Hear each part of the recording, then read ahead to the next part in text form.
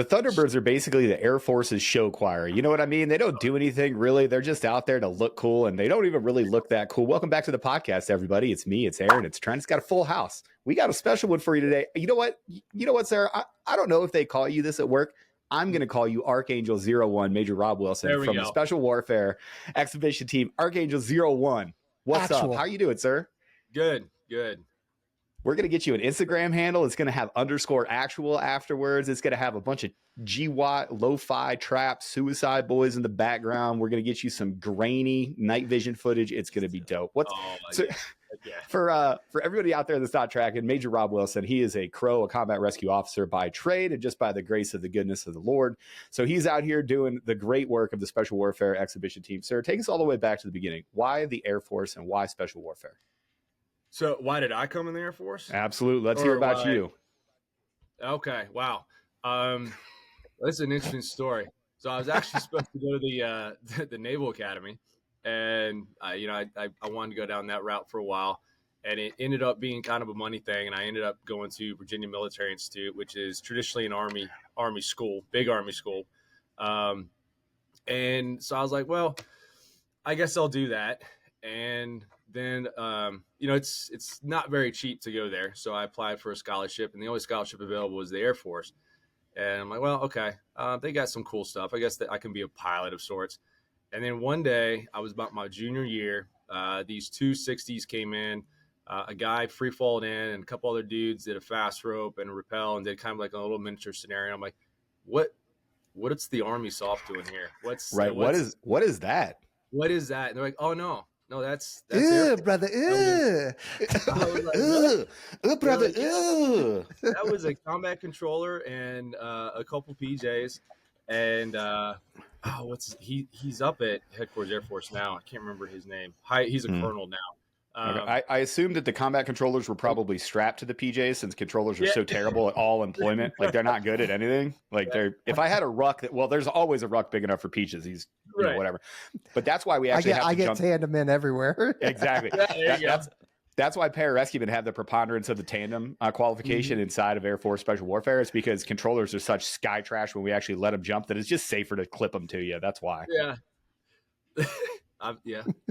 That's true. I mean, I will say AFSOC is behind when it comes to jump operations because we have been so just like no tandem programs, no AFFI, no camera, nothing.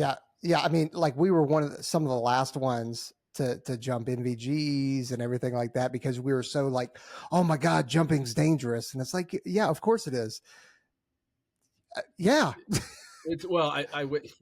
It's just as dangerous as anything else that we do. Exactly. Fast roping is more dangerous. I was in Iraq when, we had one of our security almost was a Ranger and his 249 clipped the rope, fell, broke, shattered his leg. Yeah, that was just simple training. It happens all the time. It's just this risk level that people just can't comprehend sometimes, that it's inherent with everything we do. We accept that risk. Let us accept that risk and go forward, obviously smartly. But let us accept that risk. That's why we joined. Let us move forward on it. But yeah, that's kind of so. From there, it was actually Blake George, and I remember Blake George was there. He's way up now, but he was not a colonel back then. Talked to him, and then that's kind of how I went. After that, I was definitely sold. Did not know anything about it. Once I found out about it, I was like, no, I want to do this.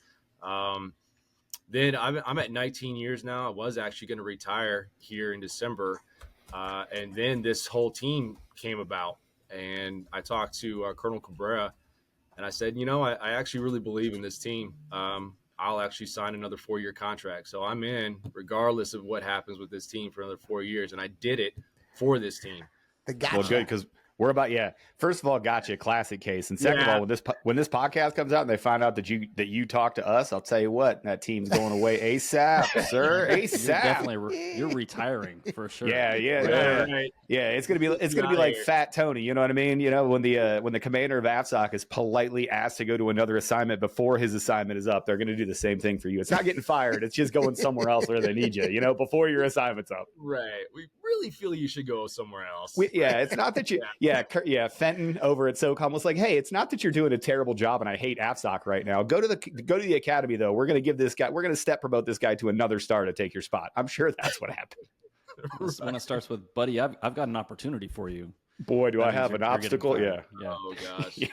Yeah. I told my wife, I was like, this is a risk because this thing's not, 100% solid. Not everybody's sold yet, but I thought it was a good risk. I think, we talk about, and I even talked to General Shoemaker at the Hill Air Force Base. He's the ACC A3, and, about this team a little bit. And I was like, sir, we can come up with all the old plans in the world, but if we don't have the men to do it, it's not happening. So, and recruiting is our number one strategic issue across the board, not just in special warfare, but DOD wide. I'm like, so why not try to put a little coin, which is nothing to the DOD, even to the Air Force, even to ACC, to try to tackle some of this problem, So, I don't say this to aggrandize myself, and I'm sorry, Trent, I'll let you hop in, but we're talking about 100. I got things to say. We're talking about $100,000. You know what's funny? Like the four of us on here could come up with $100,000 out of our own pocket. It's a rounding error for the four of us. I'm not saying we're rich, but the fact that we're squabbling over this money to get after one of the biggest strategic problems in the world, it's frustrating. Sorry, Trent, go ahead. It is. Well, and I wanted to ask her, so going back though, so you talked to Blake George and you end up coming in, like, so if we're talking about recruiting, like this is kind of how you were recruited, but what was it about being recruited and what you saw or what you didn't see about the career fields that made you get through all the training? Like how did you maintain that motivation to get through all the training while you were at VMI just to get, selected to try out to become a Crow? Well, when I saw that, and this is kind of what I push out to folks when they ask me why we want to do what we do, is you got to have that wow factor. And that wowed me. And I'm like, I want to do what those guys just did. I don't know how I'm going to do what those guys just did, but I want to figure out how to do what those guys just did. And then you start doing your research, and then you start, looking things up on the internet. And then that's back, when I looked at, what a PJ was, what a combat controller was, what it took to go to phase 2, what it took to get through NDOC. And then, of course, we had, I think it was the Discovery Channel that came out with that video or that TV series. And that got a lot of folks. And then once you get in there, then you kind of realize, wow, this is what those dudes did to get to that point. I can do that.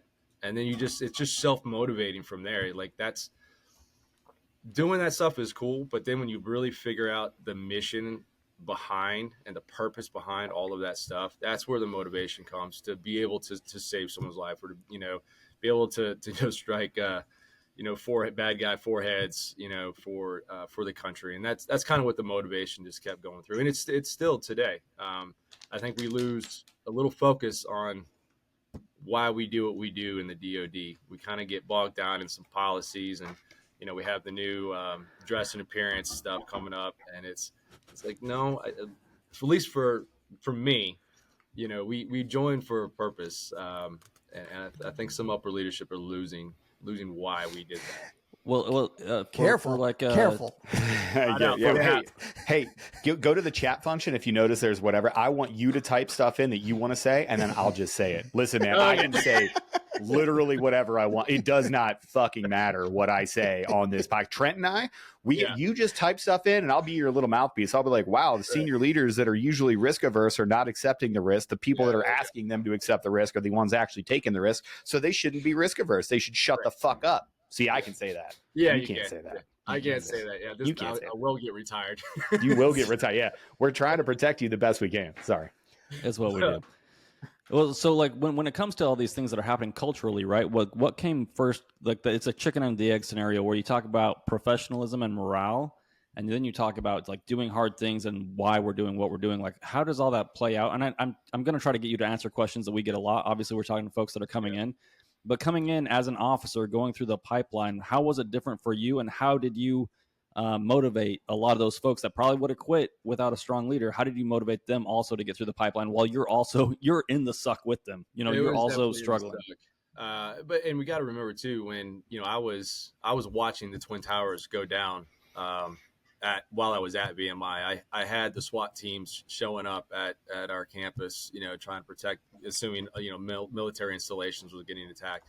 So I got exposed to all of that, which, that's not happening these days. But so there was a lot of motivation factor there as well. It's like, hey, our country just got attacked. We're going to move out and we're going to fix that. But within the pipeline, it was it struck you in the forehead very quickly.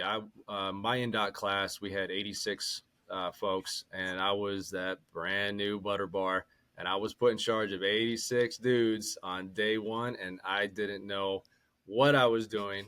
And I was like, oh, hey, great. I got this great tech sergeant that's coming in. He's a cross trainee. He's going to help me out. He quit day 2. So then it was just no. Oh, you hate to see it. Oh, wow. Me. And I'm like, great, here we go. Next. And at that time it was 12 weeks. So I'm like, here we go. But it was trial by fire, but I think I wouldn't trade it at all. I got hosed every day, blamed for everything. But it prepares you, going through the pipeline. The pipeline was a little bit different back then. I actually followed my team around.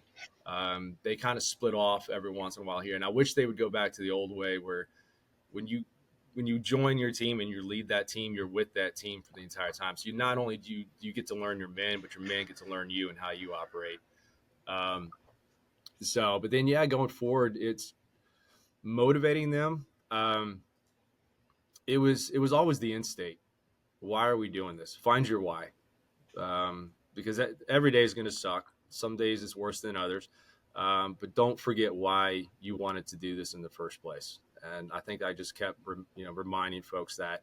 And there was a couple examples of guys that had rough days, and now they're stellar 2-4 operators.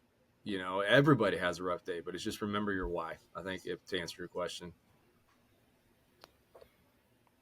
Jared, did you have something? I know every day is a rough day for you when you're 5'1". Nice. Well, going to it, before we hopped on, there were actually two things, and I didn't tell Trent and Aaron this. There were mainly two things that I wanted to ask you. The first one is, what is the number one rule of being special operations? Looking cool. You gotta look cool. It's the rules. It's a rule. That's rule number 1 is look cool. Rule number 2, don't be lost. Rule number 3, what happens if you get lost, sir? If you don't know, go back to rule number 1. Go back. If you don't know where you are, you got to go back to rule number 1, baby. What are we talking about? If you don't know what you're doing, you got to look cool doing it. That's it's said every day in the locker room. It's said every day in the team room, and it's said it's everywhere. It's literally if you've never been inside of a team room, of course that statement itself is going to sound weird. That's the rule. Look cool. Rule number 1. I just wanted to make sure that I wasn't out to lunch here, because that's the rules that I kind of follow, and that's the rules that I thought we followed. Yeah. But I've heard that is not the case. I've heard that as well. But I think that's folks that don't truly know the men of the Special Operation Forces or AFSOC or the guys that support that stuff. It's knowing your people, and especially in recruiting, you got to know the right people to recruit. And finding those folks, they also have to find you too. Everyone has their own personalities, and they lean different ways.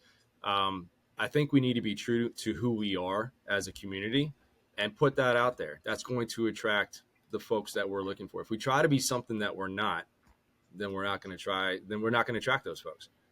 So that goes back to rule number 1. Look cool. I mean, guys, let's be honest. Guys do a lot of this stuff, or they at least try to do some of this stuff because it looks amazing. We get to do some amazing things, and they want to be a part of it, and looking cool is part of that. Well, I don't know. Every time I look at the internet and every time I look at one of these outreach events, what are we doing? We're putting kit on them. We're putting parachutes on them. We're putting NVGs on them. That shit. You know why? Because it looks cool. That's why you want, because you want to look, you look cool, you look different, you look distinct. That's why the beret is so attractive, because it's a distinct uniform item and it looks cool as shit. And when you put your kit on and your nods on and you got your multi-cam on that not everybody gets, and you got a weapon that's modified in a way that nobody else gets to touch, and you got a whole bunch of friends that have, Jared's got radios that can talk to freaking space. Like, you know what? That's cool. We want people that can be trusted with wearing $250,000 worth of equipment to go shoot someone in their face. That's what we want. That's exactly who we want. Yep. Yeah. So, And as serious or as joking as I'm talking about, like Yeah. there are varying degrees of looking cool, right? So if you want to talk about the kind of famous, it was like 1980s, I believe, the guy that's in a white shirt. They portrayed him in Sicario too. The kind of okay. hey, The he's got Delta dude, the guy that looks yeah, like an accountant. right. He's just Guy's a dorky murderer. looking. You ever see that guy downrange? You're about to get fucking You're murdered. dead. You You're won't see dead. him. Yeah. It's, You know, and that dude's cool. Like Yeah. he is, you know, and he looks cool. So, Mhm. you know, there are varying degrees of it. So I just Sure. like to poke fun at, people that yeah. say that, or that have issues with that. It, The, yeah. I'm not trying to paint you through a corner or anything like that, but No. the It's other just question, people understand. They don't understand. I know. You know, The other question, and this is more of I am asking it kind of sarcastically, but Mhm. I do mean to be serious about it, because there are questions and there are confusing things about it. But pararescue, the argument is, are they special operations or are they not? You mind diving into that real quick? I think they're both. The training, and it's just based on who they work for. You know, who's their boss. I mean, they can do a conventional mission, and while they're at the 48th, for example, and then they can do a torch, and now they're running with the 75th Ranger Regiment. Or like I was deployed in 2018 at Bagram, and we came as, you know, the 48th Rescue Squadron, and I'm sorry, the 38th Rescue Squadron, and I had 7 guys that I ponied out to 5th Group, and eventually 10th Group came in to support. So they were working soft. It's depending on the day, but it's absolutely both. And this team, it's not recruiting for who your daddy is. Essentially, it's recruiting all the AFSCs that all have potentially to be soft. It just depends on the day. Right. Yeah. And you know, you nailed it. It depends on who you're working for. You know, you can be Air Combat Command and still support SOCOM assets. You can also just, you know, leave the 58th or whatever RQS it is, rescue unit within Air Combat Command, and you get orders to Air Force Special Operations Command. And then after an assignment at Air Force Special Operations Command, you can move right back to Air Combat Command. So as a PJ, you know, it is Air Force Special Warfare is the land warfare component for the Air Force. That's why at least on the PJ side, you can fluctuate. Now on the TACP side, yes, they have to go through an additional selection and that kind of stuff. But, you know, I think I'm the only combat controller in ACC, Air Combat Well, then Command. you're not an operator. But I'm not. Sorry. Right? You're what does that misrepresenting mean? yourself as a special operator, Jared. Sorry, That's man. right. I don't Get know off what the to tell you. podcast right now. Yeah. Get. Fucking poser. Go on now. Fucking dickhead. I fucking had it with you. Like, how dare you? You don't work for ASOC. You know what's funny too is the only place that I've ever heard this discussed is inside of Air Force buildings and inside of Air Force like chains and shit. Because nobody get like I've never one time in any of my more than a handful deployments shown up somewhere and been like, hey, what's up? I'm a PJ. Here's the capabilities I can provide. Here's the team that I got. Here's what we got. You know, blah blah blah blah blah. I've never had anybody go, hey, wait a second. Where'd you say you were from? Oh, the 58th. Now you guys. Now you know what? We're gonna find somebody else to do CSAR because you guys aren't special operators, and we need special operators for this mission. So go ahead and take us off of Annex 5. Take us out of your CSAR and your med plan, and we're not going to need that PJ to attach to this special forces team as they go out because it turns out you're misrepresenting yourself as soft. Yeah. How about maybe you shut the fuck up? Yeah, exactly. When we start having those I think conversations, you're trying to muddy the waters when you try to delineate that line, especially with an AFSC that goes both ways. We're trying to recruit for the generality that every AFSC that we have in ACC can work for soft. Right. So the question I would have for you is like you get close to your day, right? Like you don't even have to re-enlist. Like you're getting ready to be done. You're getting ready to the twilight of your career, but you saw this problem and it was so important to you that you had to stand this team up. When you started like shopping this around and talking to people and started getting this team together, you're like, hey, I got an idea for this thing. What was the initial reaction from the guys you talked to? A lot of excitement, actually. I mean, because the guys on the lower level, they see the team rooms aren't as full as they used to be. As you know, and then on the mid operational levels, when the higher NCOs and the officers are working kind of that group or wing level, and they start looking at these O plans and they see the numbers that are required for these O plans, and then they look back like, we just don't have them. We just don't have them. So how do we fix this? And so when I started initially pushing this out to folks, trying to get ideas, trying to get volunteers, it was great. I mean, the response from the guys on the tactical level was like, yeah, this is absolutely a requirement. On the operational level, it comes to funds, like, well, how are we going to pay for this? Because, so far, like this year, I've had no money. So it's all beg, borrow, and stealing from operational budgets that were palmed from last year. But it's been a huge success from the leadership. I think I've spent about $750,000. That was not mine. That's how much leaders believe in this program, to get the parachute systems, to get the training systems. But then the other concern is, where are we going to get the men? Because most of them they're in deployment cycles or whatnot. And so how I combated that is, well, it's as available. Right now, this is an all volunteer. I'm the only full-time guy. Everybody else is, working with their commanders. Hey, you've got a really special individual, whether he's support, because it takes a lot of support for this team too. So it's not just the operators. It's you got a really special support folk that is motivated, that likes to do this. Are you willing to part ways with him a few times a year? Obviously, and I make it real clear, like, your mission comes first. Your mission always comes first. If there's a deployment or TDY, got it.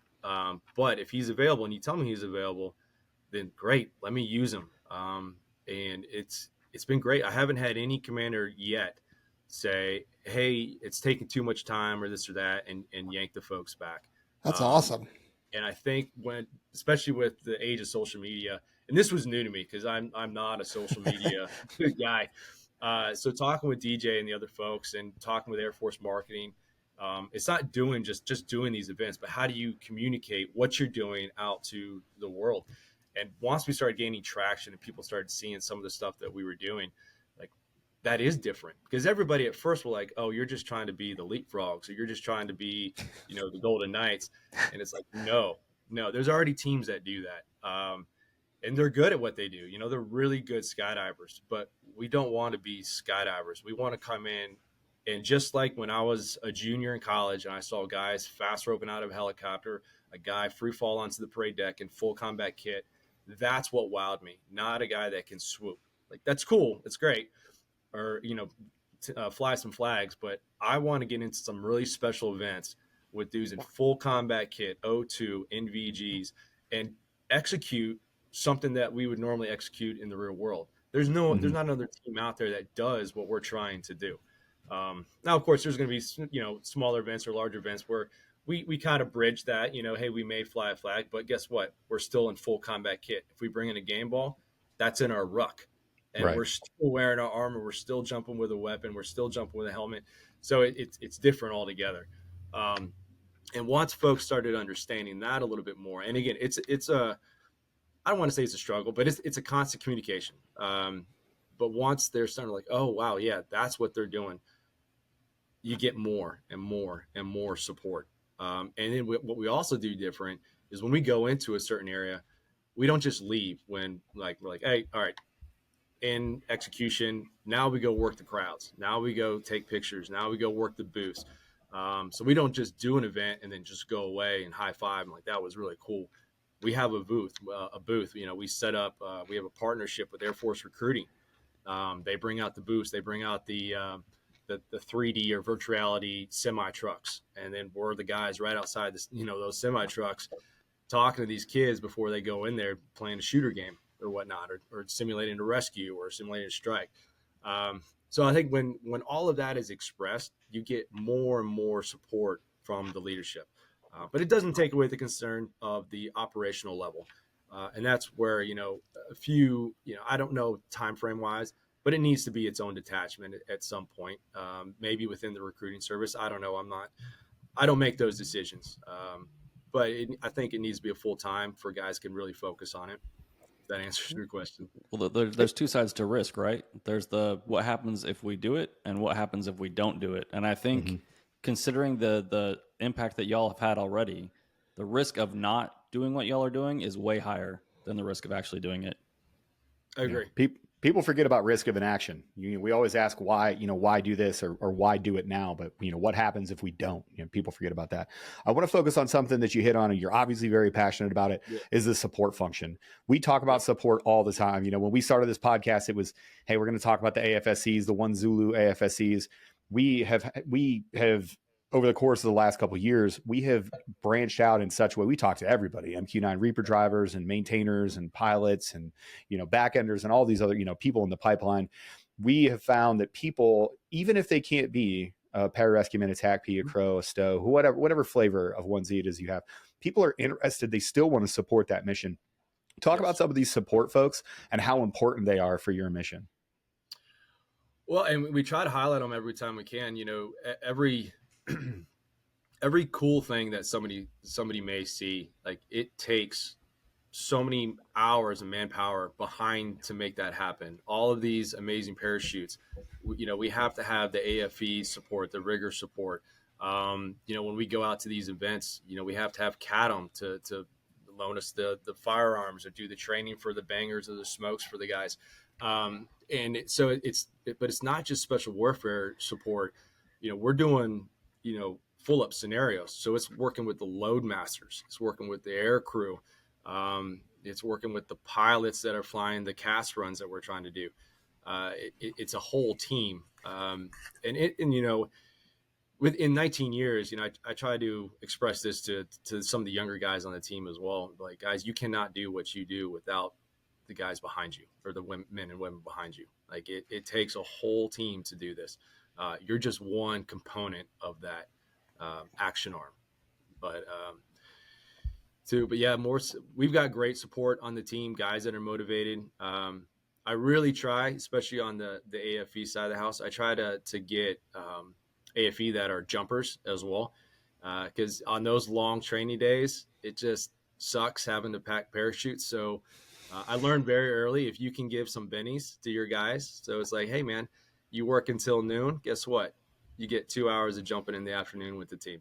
How many times you've been bit by weather? How bad has it been? I'll tell you what, hey, man, just pack these parachutes. It'll be fine by noon. And at 12:30, now winds are out of tolerance, dog. Those are 18. Winds are out of tolerance. Sorry, man. Thanks for packing those 10 chutes, though. You look sweaty. Yeah. No, I mean, I try really, and that has happened a couple times. I get a lie. But then the next day, it's like, hey, you didn't get your jumps in yesterday, so how about I sit on the ground and you go get some lifts to get some motivations? Because we don't just use, especially with the parachute folks, I try to get them the same quals. So I have one individual, great jumper, great AFE, and I said, you know what? I think I can use you in a few more areas. Like, how about I try to get you into a free fall jump master course? And he was like, that would be great. So I got one of my riggers into a free fall jump master course. Now, when we're executing these events, that's one less thing I have to worry about. I have a guy in the aircraft. That's his full-time job, is to work the jump master, air crew coordination, and the team can focus on, ground maneuvering elements or how we're going to integrate with the aircraft that are coming down, doing our, for whatever that particular cast simulation or scenario is. So the more I can kind of push them more responsibility, the better. And it's better for the team. It gets them more knowledge, more integration, and more experience. Because another thing is, if you support this team, you're going to go back to the teams a better operator. I promise you. We are doing some things that no other teams out there are doing as far as skill levels with jumping. Like the accuracy that we're getting these guys to, the stack leads that we're doing. Everyone kind of goes to that IDIS course, where they get their initial kind of stack lead, but then they don't, it might be 6-7 months. Every training iteration we do, we're rotating stack guys. So guys will go back to the team and they will be their stack guy back on the team. So it's beneficial for all. Yeah. And the thing that I love, and you mentioned it earlier, is that you're completely different than the Golden Knights. You're different than the Leapfrogs. You're different than some of these other, sort of like, SPECWAR, even the Thunderbirds, right? Like, they're doing things for show and they're doing things, whatever, but you're actually involving real world TTPs. Like as you're talking about just support, right? You're like, hey, sometimes I need a rigger to be a stay aboard jump master. Sometimes I need to be, that SEER guy needs to be the stay aboard jump master because I don't have time to think about this other stuff because it's not just the jump. It's not Correct. just the movement to target. Like we have a whole mission that we have to do. This is just us getting to work.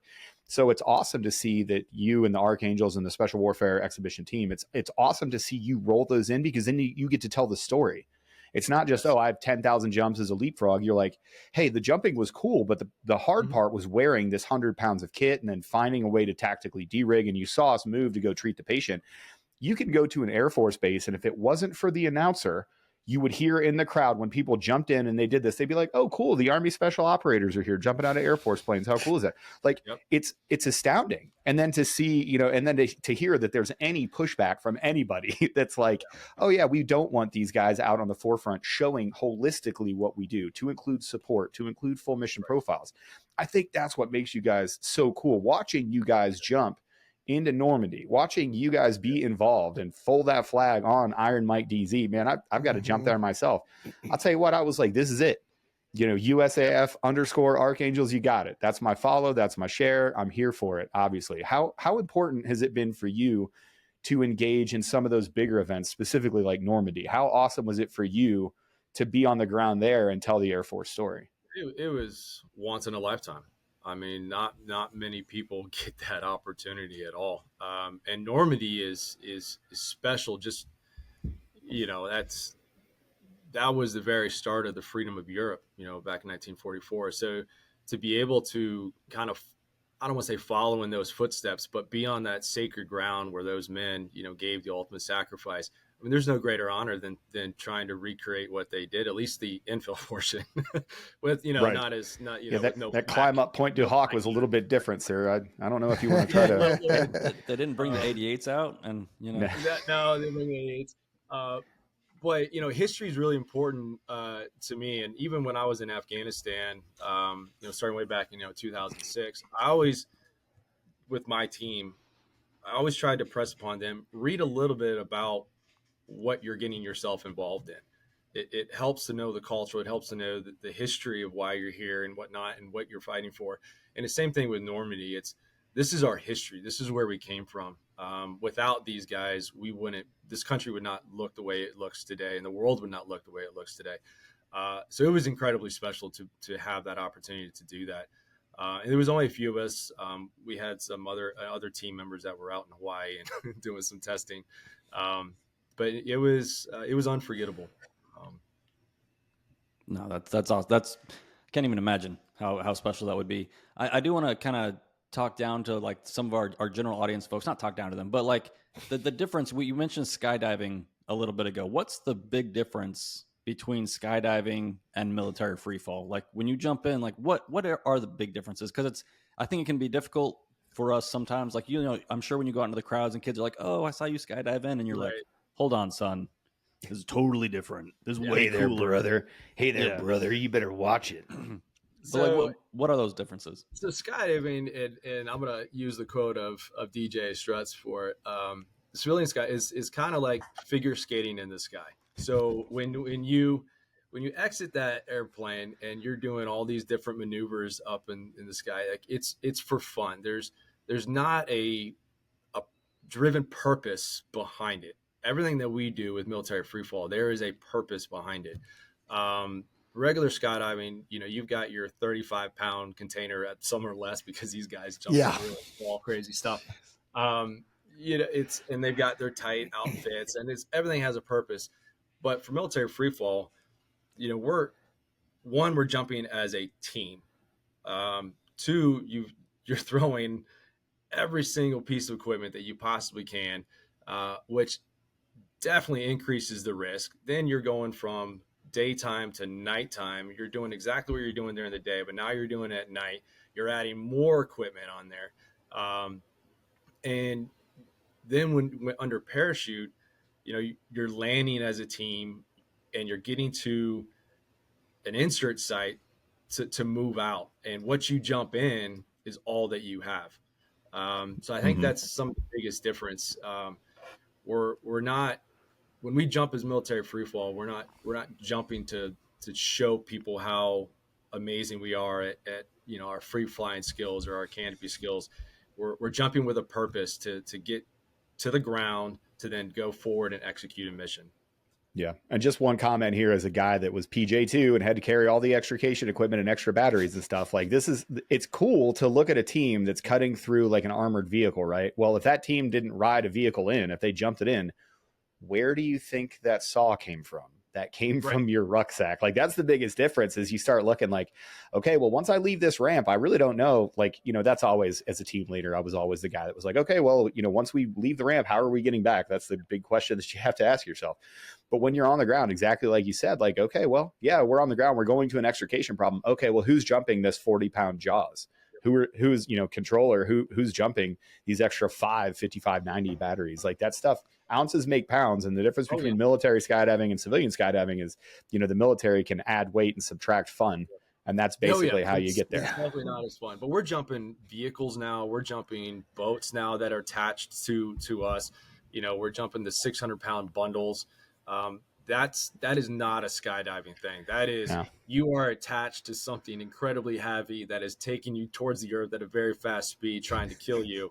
And it's a failed suicide attempt when you have a boat attached to you. Well, yeah. So, well, as a fun history, when we jumped into Afghanistan, when we put the first teams into Afghanistan, like Operation Jawbreaker, the whole CIA thing, the teams that they were like, oh yeah, we need these Humvees and we need all this stuff. We needed a certain location. The Air Force jumped those in. Tandem Masters jumped those in and staged the first gear that happened. So it's again to bring it all back. Like the things that you guys are doing is operationally relevant and exactly what it is that we do. It's not just skydiving. It's like, no, we really jump these boats in. No, I really am going to attach this four-wheeler to a human and they're going to jump that in. And the other guy's going to have a huge barrel because not everybody can wear their rucks because they're jumping four-wheelers in.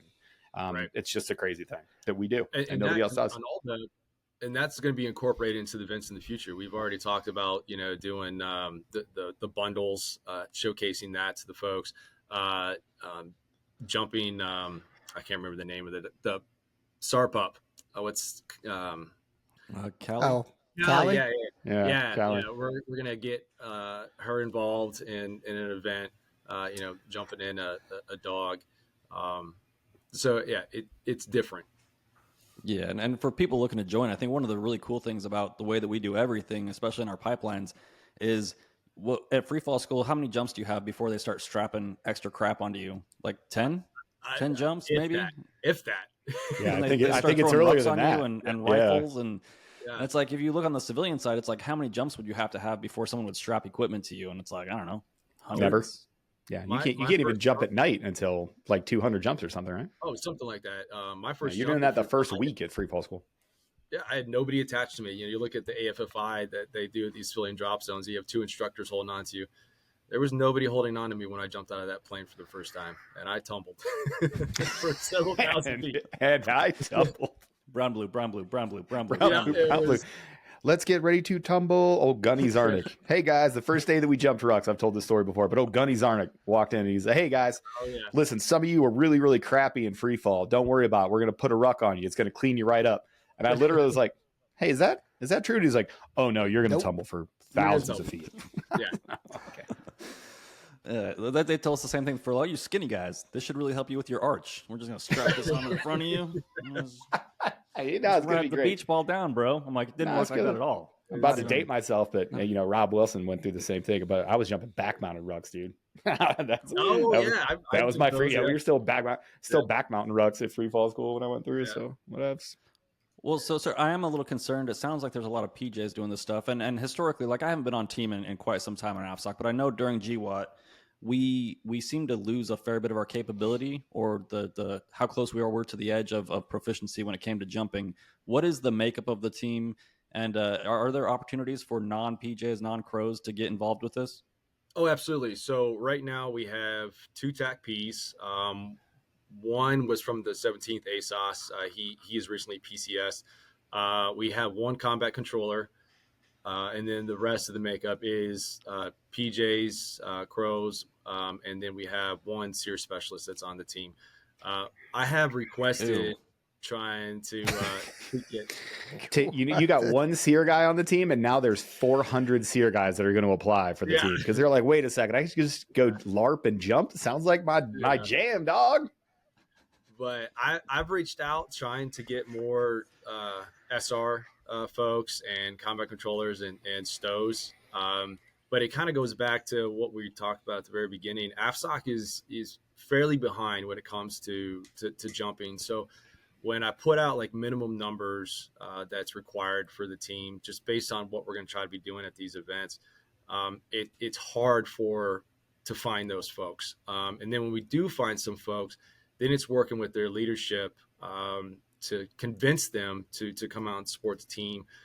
And when they are within AFSOC, and AFSOC just for various reasons just does not like jumping very much with the risk, they're just not keen to it. So it's not that we don't want more combat controllers or SR. We don't have any SR, but at least we have one combat controller. There's like 6 of us. I don't know. Yeah. Right. I was gonna say you're talking to 1/5 of the SR guys I've ever known in my entire life. But I think it will come. And again, as we get the message out of what this team is all about, what our true purpose is, I think those positions or those folks will present themselves, and we'll be able to add those to the team roster. But it has nothing to do with wanting, because when it first came out, I had to stop folks. I'm like, guys, this is looking GA. This is not looking special warfare. So I was like, we cannot have that.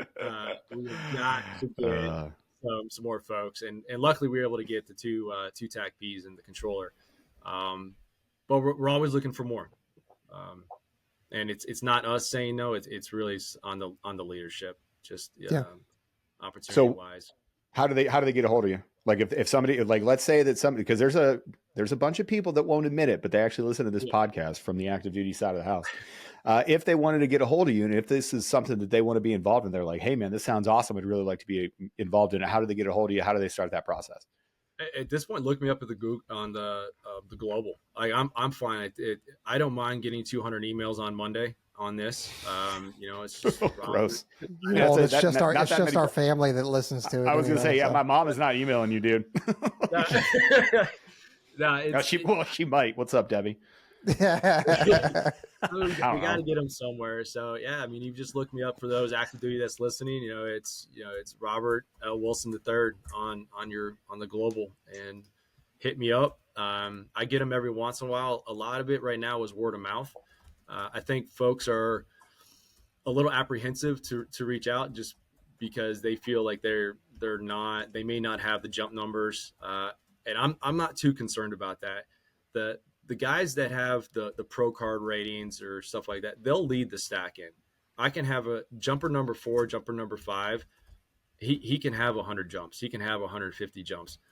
You might not be doing the real special events where it takes all pro card members. But for some of the events that we do at the air show, I would rather have the specialty and the knowledge on the ground than say no to somebody just because they don't have 200 jumps. Everybody can follow a canopy in front of them. So that's fine. So I don't want people to be timid to not reach out and let us come out to one of our training sessions and let us as a team decide if we think you can do it or not. Because I think we've all seen it. There's guys that just have low jump numbers or they haven't flown that much, but they're just naturally good at what they do. Yeah. I hate those guys. It makes me sick. I know, right? Yeah. You see a guy with like 150 jumps just rip off a perfect iteration. You're just like, oh my God, I have thousands of jumps. How are you already so much better at this? And we have parachute systems now that, gives us a really good, cheating device. We just got 10, they're called Marauders from Airborne Systems, and they got beeline modulations. So you just got to get over the target, hit the beeline, it turns into a static line, you go straight down. So it's, it can take a guy with very low numbers. I know they didn't have them when you guys were in, but they're amazing. You just get over the target and you're good. You just sink that canopy right to where it needs to go. So what are you guys doing these every weekend? No. So the goal, and this is talking with Air Force Recruiting Service, because ultimately we've got guys on the team that are from ACC or AFSOC, but we're working for Air Force Recruiting Service. That's who is funding this. We talked a little bit about money earlier. Air Force Recruiting, they're going to start funding us around $500,000 a year, and ACC is what we're asking from ACC is that $100,000 to help support the per diem. So Air Force Recruiting, they're going to their main goal is to give us the equipment, the maintain of that equipment, and then the training. So when I spoke with General Amrheim, AFRS commander, we're looking between 15 and 20 events a year to start. That does include training. So, and that's kind of why I go back to this needs to be its own thing eventually to have guys be able to have the time to actually do that. But 15 to 20 events, but that's not all jumping. We have an opportunity on November 10th to work with the Arizona Cardinals and do a rappel from the rafters into the game and give a game coin and stuff like that. So that's an event. Going to USA Wrestling and maybe do a rappel or just be there as a team. That's an event. So it's not all jumping related or flying in a helicopter doing rappels or fast ropes and things like that. It's kind of a combination. But that budget hopefully will get us to 15, 20 events a year to start, and then we'll kind of go from there. But that's really on Air Force Recruiting Service and marketing because we're trying to. I'm looking for guidance too. Like that's their main job, Air Force marketing. Like where should we go? Like tell us where we need to go, and we'll be there. Well, I think it depends on who you're trying to recruit, right? And it doesn't mean that there's not cross flow, right? But if you're looking for people that love aviation, right? So you're probably going to hit air shows, right? Yes. If you want people that are interested in Air Force Special Warfare, maybe you're hitting kind of extreme sports, motocross, UFC, all those kind of things. Like that's probably our gig. That doesn't mean that air shows are not going to be places like that, but you got to go everywhere. Mm-hmm. And as somebody who's looking at certain things that we put logos on, I'm like, I don't know, and I'm saying that out of ignorance because I don't know what the analytics are, right? I know how much we spend on some of these things, and it's like, geez, but I don't know what that return looks like. Yeah, right. Yeah, I don't know what that ROAS looks like, homie. Yeah, I think it's tough to really figure that out. And the more, because again, before I started this, I knew nothing of Air Force recruiting. My sole mission every day was to come in and focus on whatever theater that, we were focusing on at that time. But now that I'm kind of in the Air Force recruiting realm, analytics are hard to figure out. But I think we all do agree things like Spartan races or showing up at like snowboarding events.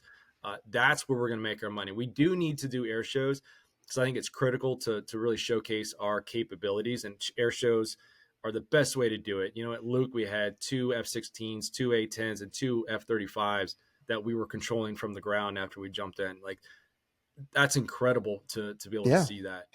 Having the sound system pumped into our radio. So everything that I say over radio or everything that the JTAC says over the radio, the crowd is actually hearing, because everybody always wonders, what are they actually saying up there? Now they can hear it. So as you said, air shows are still vitally important so we can showcase the full spread of our combat capabilities. But the special events, just going and being able to talk to people. And that's like right now, the average time in service on this team is 19 years. The average deployment for this team is 8 to 9 deployments per guy. So we have a wealth of knowledge of pretty much start to finish from Afghanistan and Iraq that guys can talk about. And that's going to go a little bit in time. But my point is right now, we don't need to have to show everything. Just talking with folks. We have the knowledge on the team just to share our stories and our experiences and losses or successes and things like that. Then let me ask you, I'm going to dive in a little bit on this, and just because I think your experience differs from ours in the way that being on the recruiting side of things, right? Yeah. You said, and I think we've both experienced this from a leadership aspect. I think you've probably gotten a little bit more support than we have by the sounds of it. Yep. But at the same time, from our peers, right, our team guys that are talking, like, it's pretty cool that they're game for coming on and jumping with you guys and doing these events. Like, that's pretty cool. Where do you think that that's coming from? Do you think that's coming from because they are seeing emptier team rooms, or do you think it's like, hey man, the light switch has finally kind of gone off and they're like, dude, we've got that whole silent professional versus quiet professional kind of thing. That's like, oh, well, book deals and movie deals and all that kind of stuff. Like, I don't know. I'm just interested to see what your thoughts on it now that you're sitting on where you're sitting and you see a lot more of this. I think it's half and half. I think there's some folks that it's like, yeah, we really need to fill some seats. We have some empty seats. And then for others, I think it's, the experience of it, the exposure of it, to get out there.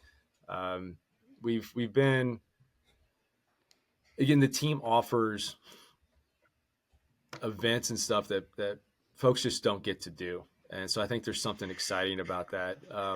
But I think that may motivate them to start or to reach out. But then when we start talking to them and educating them on the strategic problem that we have with recruiting, then they buy into it a lot more. So I think with everything, just, how I was recruited, watching those, there's the wow factor. I think the team gives a wow factor while those guys are doing some cool stuff. But then once you get on the team, now as a team, we're also talking recruiting. We went down to Lackland and we got briefed by, AFRS. We got briefed by the training, the special warfare training group. And that was important to me because my pipeline looks nothing compared to what the pipeline is now, even the recruiting and selection. So we have to speak smartly on that. We can't just start telling stories about when we were there.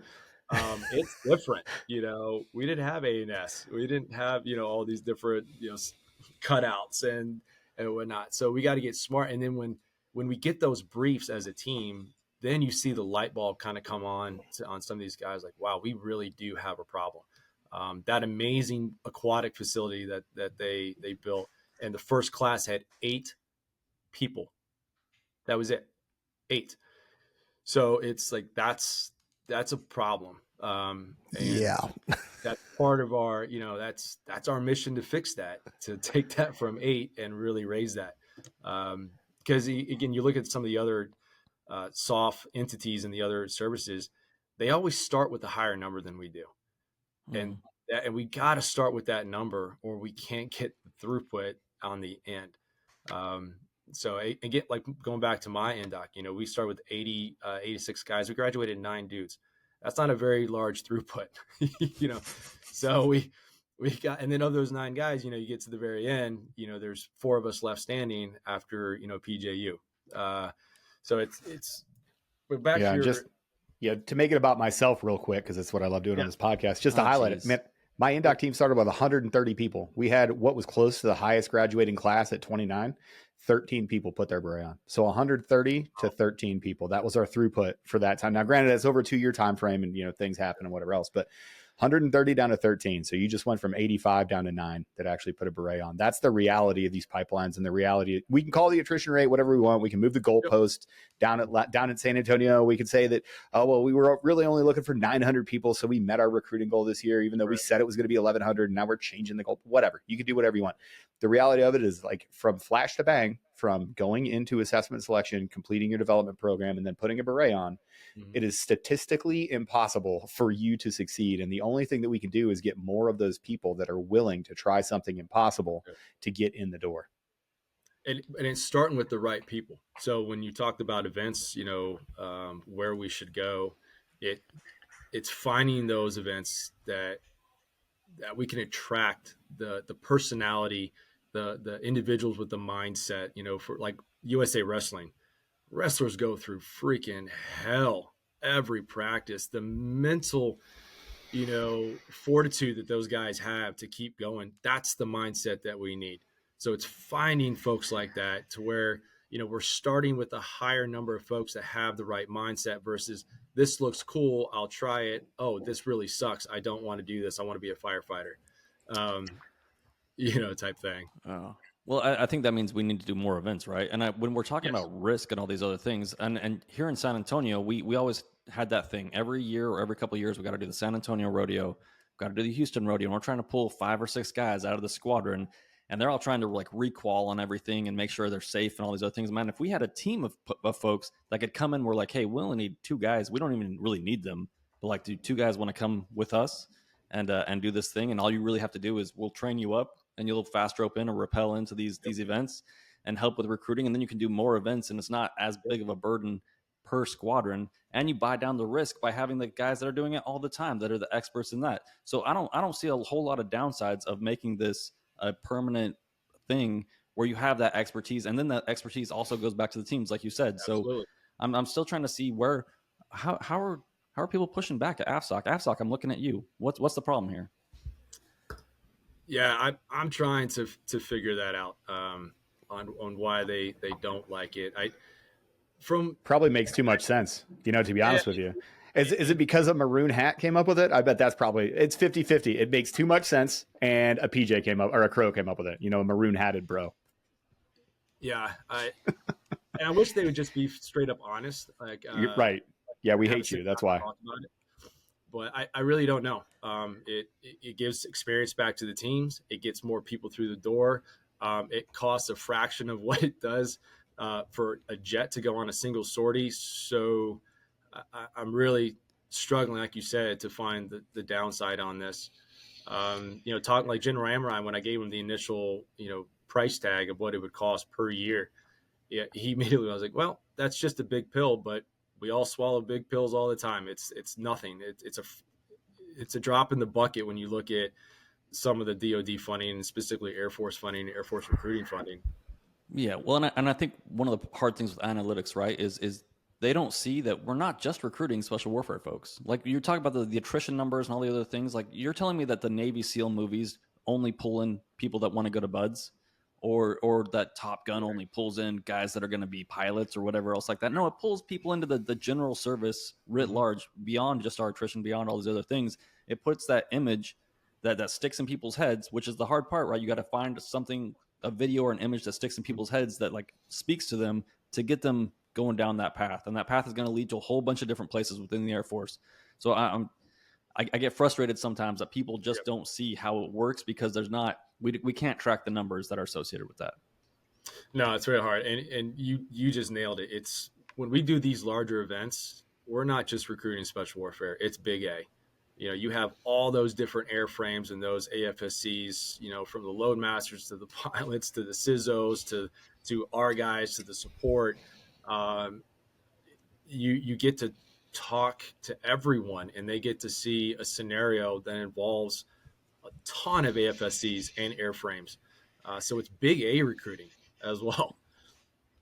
Yeah. The thing that I was really, really keying in on here is like how important it is to have people realize that there is other cool things that you can do inside the Air Force. Like granted, the 1Z stuff is great. That's why I've been harping on, how are you getting those support people in the fight? It's to Trent's point, man, it's totally okay, for somebody to walk away from one of your exhibition teams and go, holy crap, those dudes free falled in and then they, tactically maneuvered, one guy's, elbows deep in a patient, the other guy's calling in close air support. I don't know if that's for me, but man, the people that flew in to pick them up, the people that got off the helicopter that were flying on the back seat to help get that patient in there, there's, that passed it to an IDMT who was waiting to provide, in a different, provide medicine in a different sort of thing.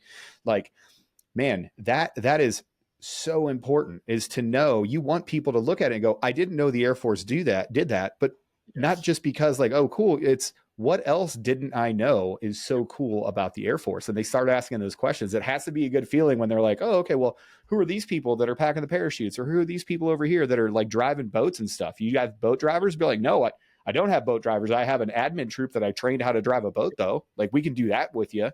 That's those sort of opportunities. They don't present themselves many other places. Well, that is so true. And I'll go back to the Tyndall Air Force Base Air Show. We had 2 combat divers that came up on the beach before anything started to establish the drop zone and get initial contact with the patient. Nobody thinks that the Air Force dives. let No. alone combat. Well, let's easy. Easy. So I dive. Well, yeah, I got my bubble, dog. Man, I'm combat Most chief thing you've qualified. ever Winds, waves, said. and tides, they don't My affect tips me. up. What's up, you little cones sitting in your little dorm rooms? but I mean, that's a perfect example, though. It's the knowledge. Like, we don't know what we don't know. And when folks get, they're at Knot Beach and they see 2 divers show up, and then jumpers come in, and we had boats and things like that at that event. You get that question. Well, how many of that team was Air Force? Were some of that Navy? Nope. That was all Air Force. Yeah. What if I told you that what if I told you that every single pivotal conflict in the last 50 years, we've had somebody from the Air Force there, you just didn't know it. The first person to touch Jessica Lynch, the first person to touch Captain Phillips, the first Will Markham glassed Bagram Airfield, and him and his team that went into Afghanistan with the triple nickel, they were able to win Afghanistan in 6 months. The Army thought it was going to take 2 years together. Like, Air Force, specifically single people, have done things that you would never, and it just opens the conversation to be like, hey, did you even know that we do this? Did you know you can support this or be a part of this? Because you can. Yeah. Well, and even internally within the Air Force, it's been an amazing opportunity to be at these events and speak with these other AFSCs that are performing, or we're at like Shepherd Air Force Base, and we get folks that are there at tech school to do maintenance on aircraft or whatnot, and they start coming over to the booth. So it's not just recruiting outside of it's internal Air Force recruiting. It's that cross trainees. You hear it all the time. Yeah, I was turning wrenches on an F-15, and I saw this. I'm like, I'm not turning wrenches anymore in an F-15. I'm going to go do that. So it's across the board. It's, young folks, it's folks already in the military. It's inter service. Like, we've had folks in the Army come up and talk to us. Like, hey, what would it be to cross train across the service lines?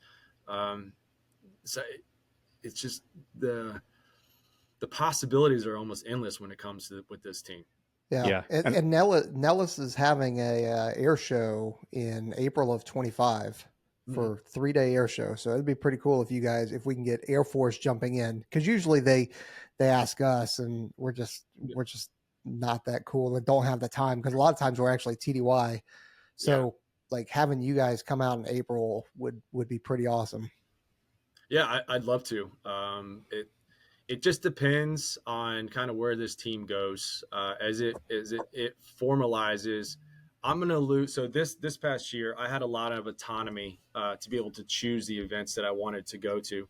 As the team hopefully formalizes in what it is and who owns it and pays for it, we're going to lose some of that autonomy, because public affairs is going to have a lot of say on where they think we should go. Marketing is going to have a lot of say on where we should go. I'm going to do my best, within the operator world, trying to explain as an operator, this is where I think we should go. And hopefully they hear us. But yeah, we would absolutely love to go to Vegas. But it just kind of depends what kind of events that marketing comes up with. Well, sir, since you can't say these things out loud, I'll say them for you. Hey, PAO, hey, recruiting. When we started this, you know what? I got feedback from a good friend of mine. He's very high up in the recruiting world. He called, he said, Aaron, you're going to start this podcast. Do you think you know how to be a recruiter? And I said, hold on, buddy. I don't know anything about recruiting or marketing, but you've never been through INDOC. You've never been through a selection course, and you've never put this beret on. So if you're going to have the choice between you, who knows everything about recruiting, and me, who knows everything about being a PJ, talk to somebody that wants to get in the Air Force, who you think the right call is? Sir, you guys are doing great. They're always going to have their inputs to you. They're always going to have their ideas about what works great for return on ad spend or return on investment, or how it is that you find propensed individuals in the appropriate market class in order to have them come into their little program. You are always going to be the one. You are the one with the maroon hat on. So you guys just keep crushing. I'm going to shift gears for a little bit, sir. You mentioned that you are a big fan of history and books. Hit us up with your reading list. What reading list do you think that people should be reading if they're thinking about coming into Air Force Special Warfare? Oh gosh, now you're hitting me on Got the him. spot. He went to VMI, not the academy. So, Yeah, sir, can yeah. you even I read? also have, Well, that's why also have that's why his book recommendations are going to be useful. I also have 3 concussions, so I'm not sure how much I actually remember. Standard, Three baby. that Let's you go. know of. Yeah. Oh You man, can get this pararescue coloring book right here. That's a pretty good one. Yeah. That's good for your concussions. Shout out. I mean, this you can't go wrong with the Spartan Warrior book. Like I have my son, read that one, and he's 11. Gosh, I'm trying to think off the top of my head. Man, you got me. Good. Well, you tell you what, I'll ask an easier one, and then you can hit me like afterwards when you think about this. You're like, crap, I should have said that. You text it, and we'll get it in the I have a whole description. library downstairs of all my books, and the other one, it's on the All Blacks, the rugby team. Legacy. Yeah. Fantastic book. Sweep the Sheds. Lesson number 1. Book, yeah. Easy read. Fantastic book. All right, sir, we're getting ready to close this up. I want everybody to go over and follow on Instagram. It's USAF_Archangels. They are fantastic. You're immediately going to recognize all the stuff that they're doing. Like them, comment, share, save, send it out, put a comment on there for the algorithm, help their page blow up, because this is something, as you've heard Major Wilson talk this entire time, it's from the ground up, and the men think it's important. So from, now retired Lee Schaefer, famous pararescue chief, if the men think it's important, then I think it's important. It's obvious that this is important, and we're going to support it. So anything that we can do, we will help. We always end with advice, sir. So people from all walks of life are looking at you guys, and they're like, that looks impossible. I don't think I can be the guy that jumps out of the plane or the girl that jumps out of the plane wearing half of my body weight just to land and stop somebody from dying and drop a bomb and win. They think that's impossible. What advice would you have to those people that are looking to do something impossible? First, know yourself. And then I kind of mentioned earlier, your purpose. Always remind yourself of your purpose. And that purpose every day will drive you to greater things than you can possibly imagine. You got to hold on to that. When things get tough, just remember why, your why. And everybody's why is different. But when you can truly find the why, then you can do anything. And it takes time. You can't, it's not just as simple as, I think that's why I want to do it. Like, you got to do some self-reflection and really figure out that why. And when you've got it, hold on to it, and that will take you through your whole life. Fantastic. Well said, sir. Go follow them over at USAF_Archangels over on Instagram. You can check us out at onesready.com for everything else that you would need for all platforms. For Peaches, for Trent, sir, Combat Rescue Officer, Major Rob Wilson, thanks for coming on, sir. You guys are doing great things. If you need us, you let us know, and let's get some more members of your team on here. We'll talk about the good stuff that you're doing. Get you out there. Yeah. That'd be awesome. All right. For everybody else out there, train hard. We'll see you next time. Thanks.